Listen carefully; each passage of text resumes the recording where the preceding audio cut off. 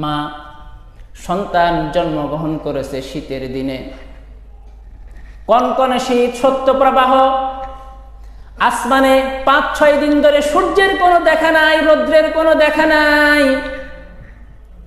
সন্তানের বয়স ৩ থেকে ৪ মাস। মা সন্তানকে নিয়ে রাতের বেলায় ঘুমিয়েছে, যতগুলি শুকনো কাপড় সাথে করে ঘুমাইছে, ন্যাকড়া নিয়ে ঘুমাইছে।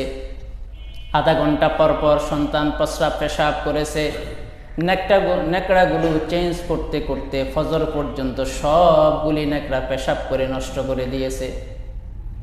আমি তো আমার নিজেরটা দেখি নাই, আমার ছোট ভাইয়েরটা দেখেছি। আমার নিজেরটা তো আমার দেখার মতো তখন বুঝছিল না, কিন্তু আমার ছোট ভাইয়েরটা আমি দেখেছি। সকালবেলা আমার মা, তখন তো আর এরকম শিশুদের এত ধরনের সরঞ্জাম, কাপড় চোপড়, ব্যবহারিক এত কিছু বের হয় নাই। তখন শিশুদেরকে মায়েরা ন্যাকড়া দিয়ে এভাবে কোমরের মধ্যে ন্যাকড়া জড়িয়ে রাখতো। পেশাব করে দিলে সেই ন্যাকড়া একটা চেঞ্জ করে আরেকটা ন্যাকড়া দিত। তো আমি দেখেছি সকালবেলা আমার মা সবগুলি ন্যাকড়া ভালোভাবে পরিষ্কার করেছে। কিন্তু আসমানে তো রৌদ্রের দেখা মিলে না। এখন কি করবে, কোথায় শুকাবে? চুলার উপরে এইভাবে একটা লাকড়ির উপরে আরেকটা লাকড়ি দিয়ে এইভাবে এতটুকু পর্যন্ত উঁচ করত, উঁচু করত।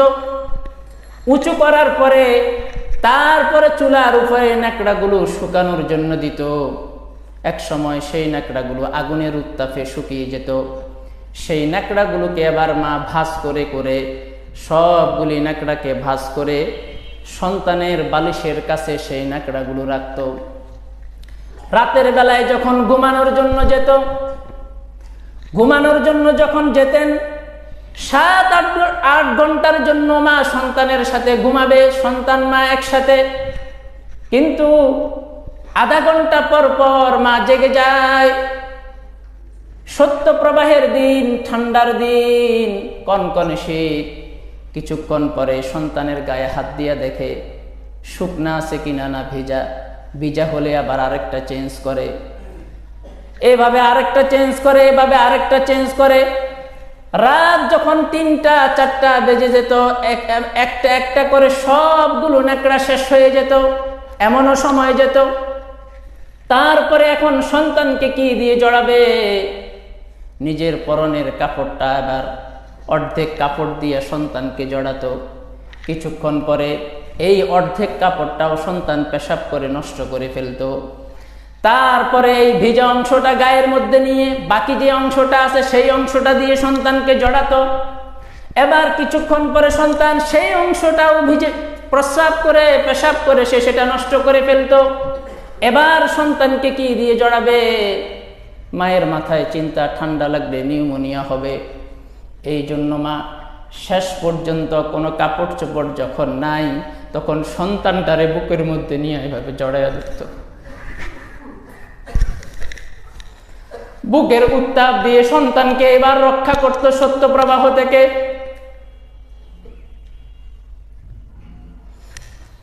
এইভাবে মা আমার সাথে ইহসান করেছে। মা আমার প্রতি এইভাবে দয়া করেছে। এই জন্যই আল্লাহ তাআলা বলেছেন, ওয়াবিল ওয়ালিদাইনি ইহসানা। এই জন্যই তো আল্লাহ বলেছেন, ওয়াবিল ওয়ালিদাইনি ইহসানা।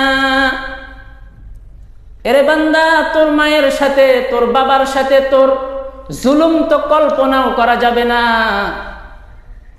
ইনসাফও করলে চলবে না। কি করতে হবে বলেন? ইহসান করতে হবে মা বাবার সাথে। ইহসান যদি আপনি না করেন, তাহলে এই আয়াতে আল্লাহ তাআলা যে বলেছেন, আল্লাহর সেই আদেশ আপনি কখনো পালন করতে পারবেন না। এখন ইহসান কিভাবে হবে? আমি আপনাকে বলি, আপনার বাবা বয়স্ক হয়ে গিয়েছে। বাবা যদি অসুস্থ, হঠাৎ করে কমলা খেতে চাইলো, আপেল খেতে চাইলো, আপনার ওয়াইফ আপনাকে ফোন করে বলেছে, বাবা তো এটা খাওয়ার জন্য বলেছে। আপনি অফিস থেকে আসলেন, আসার পরে রাত 10টা 11টা, মা অসুস্থ, বাবা অসুস্থ, ঘুমিয়ে গেছে। আপনারা আমাকে বলেন তো, আপনি যদি কমলাগুলো রেখে তারপরে আপনি ওয়াইফকে যদি বলেন বাবার জন্য কমলা নিয়ে আসছি, আপেল নিয়ে আসছি, বাবা ঘুম থেকে উঠলে এগুলো ছিলে বাবাকে দিও, বাবার সাথে ইহসান হবে, ইনসাফ হবে? ইনসাফও হবে না। মাথায় রাখেন দুটোটা বিষয়। ইনসাফের সংজ্ঞাটা তো হলো বাবা আপনার সাথে যতটুকু করেছে আপনি ততটুকু করবেন। এখন বাবা তো আপনাকে বাজার থেকে আপনার আবদার রক্ষা করে আপনার জন্য স্পেশাল কিছু নিয়ে যখন বাসায় ফিরেছে তখন দেখেছে আপনি ঘুমিয়ে গেছেন। বাবা তখন কিন্তু ঘুমায় নাই, মনের ভিতরে একটা আফসোস, হারে সন্তানটা ঘুমিয়ে গেল, অমুক জিনিসটা খেতে চেয়েছে। বাবা ঘুমায় না, সন্তানের বিছানার পাশে বাবা বসে থাকে, সন্তানকে আস্তে আস্তে ডাকে, চুমু দেয়, পা দুটো গালের মধ্যে লাগিয়ে পায়ের মধ্যে চুমু দেয়। এক সময় সন্তান যখন উঠে তখন সন্তানকে সেটা বাবা নিজ হাতে খাইয়ে দেয়। এখন আপনার বাবাকে আপনার বাবা কমলা খাবার জন্য বলেছে, আপনি যদি অফিস থেকে আসার পরে দেখেন যে আপনার বাবা ঘুমিয়ে গেছে, এখন আপনি বাবার বিছানার পাশে একটু দূরে বসে থাকলেন, বাবা উঠার অপেক্ষায়, বাবা উঠলো, উঠার পরে আপনি কমলাটা ছিলে আপনি আপনার বাবার মুখের মধ্যে দিলেন, দেওয়ার পরে বাবাকে আপনি খাইয়ে দিলেন। এখনো কি ইহসান হবে নাকি বলেন?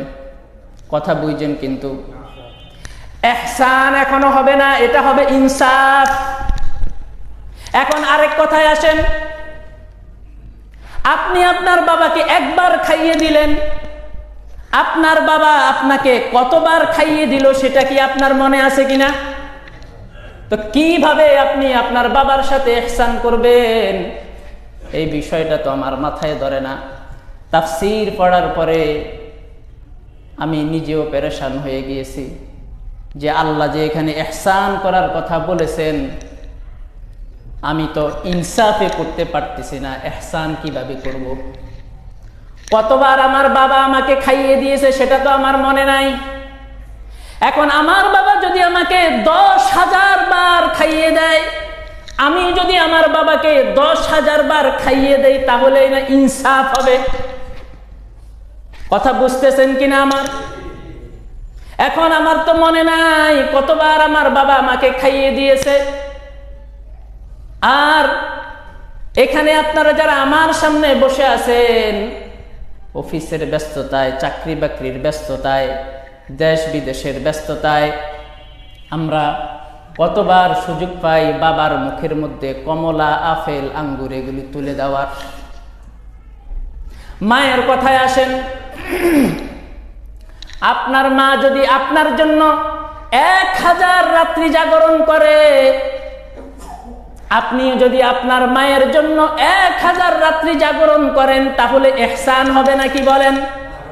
কি হবে সেটা? ইনসাফ হবে। ইহসান যদি আপনি আপনার মায়ের প্রতি করতেই হয়, তাহলে আপনাকে 2000 রাত্রি 3000 রাত্রি জাগরণ করতে হবে। 3000 রাত্রি যদি জাগরণ করেন তাহলে ইহসান হবে। কারণ ইহসানের সংজ্ঞাটাই হলো, আপনি কেউ আপনার সাথে ভালো আচরণ করেছে, আপনি তার সাথে এর 3 গুণ ভালো আচরণ করে দিলেন, তখন না ইহসান হবে। এই জন্য আল্লাহ পাক রব্বুল আলামিন বলেন, ইহসান তো দুনিয়ার মানুষ মা বাবার প্রতি কখনোই করা সম্ভব হবে না পরিপূর্ণভাবে, অন্তত ইহসান না করলেও ইনসাফ তো করো। এখন এখানে যারা আমি সহ আপনারা যারা আছেন, বুকে হাত দিয়ে বলেন তো, আমরা কি আমার বাবা মায়ের সাথে ইনসাফটাও করতে পেরেছি কিনা?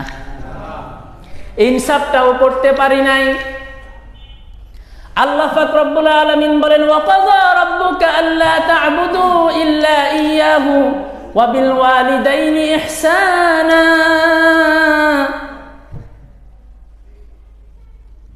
আল্লাহ পাক রব্বুল আলামিন বলেন, তুমি ডিসি হও, ওসি হও, এসপি হও, মসজিদের ইমাম, খতিব হও, বিশ্ববরণ্য মুফাসসির হও, বাংলাদেশের প্রধানমন্ত্রী হও, রাষ্ট্রপতি হও, তুমি যদি বেঁচে থাকো তাহলে তোমার মা বয়স্ক, রাতের বেলায় অসুস্থ, বিছানায় প্রস্রাব করে দিয়েছে, তুমি যদি নিজ হাতে যদি পরিষ্কার করে দিতে পারো তাহলে কি ইহসান হবে নাকি আমাকে বলেন?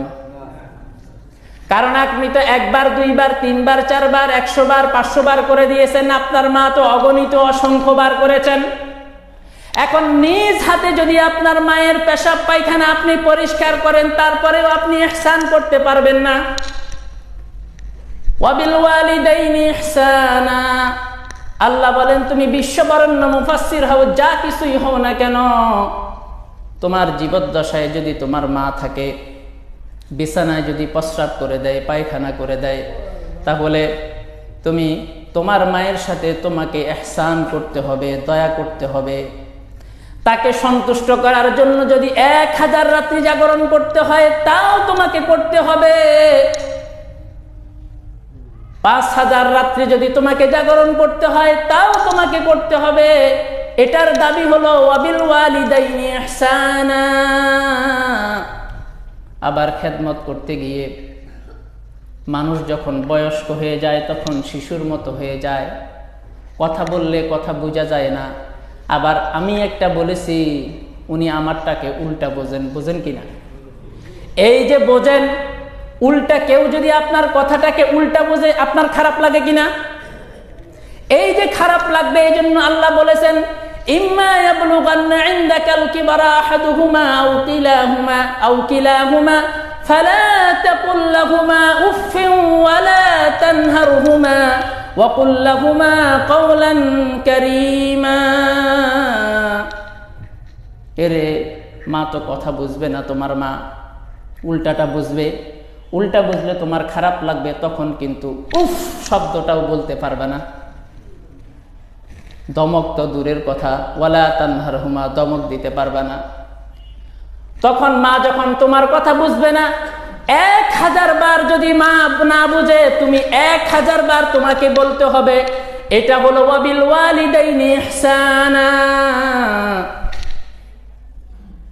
এবার আজকে যারা আমার সামনে বসে আছেন, আমি সহ এই ব্যাখ্যা, এই তাফসীর শোনার পরে আমার কাছে মনে হচ্ছে আমি সহ আপনারা সকলে আদালতের মধ্যে দাঁড়িয়ে আছি। ঠিক কিনা? জোরে বলেন। কারণ কেউই তো মা বাবার ইহসান তো দূরের কথা, ইনসাফ তো করতে পারি নাই। এই জন্য সকলে আদালতের মধ্যে দাঁড়িয়ে আছি, আমি সহ। আমি একদিন আমার বাবাকে চিঠি লিখলাম আরবিতে। চিঠি লিখে বললাম যে বাবা, আল্লাহ তাআলা তো বলেছেন এখানে ইহসান করার জন্য, এই আয়াতে তোমাদের প্রতি। তো ইহসান যদি তোমাদেরকে করতেই হয়, তোমাদেরকে তো সাথে সাথে ছায়ার মতো রাখা লাগবে। কারণ পথ চলতে চলতে কমলাটা ভালো লাগছে, এটা বাবাকে একটু খাওয়াই, এই জিনিসটা ভালো লাগছে, এটা একটু বাবাকে খাওয়াই। এখন আমি থাকি ঢাকায়, তুমি থাকো ফেনীতে সরস্বতী মাদ্রাসায়, তুমি মাদ্রাসায় শিক্ষকতা করো, আমি থাকি ঢাকায়, আমি আমার দায়িত্ব নিয়ে, তুমি তোমার জায়গায়। ইহসান কিভাবে করবো? কাইফা ইউমকিন, কিভাবে সম্ভব?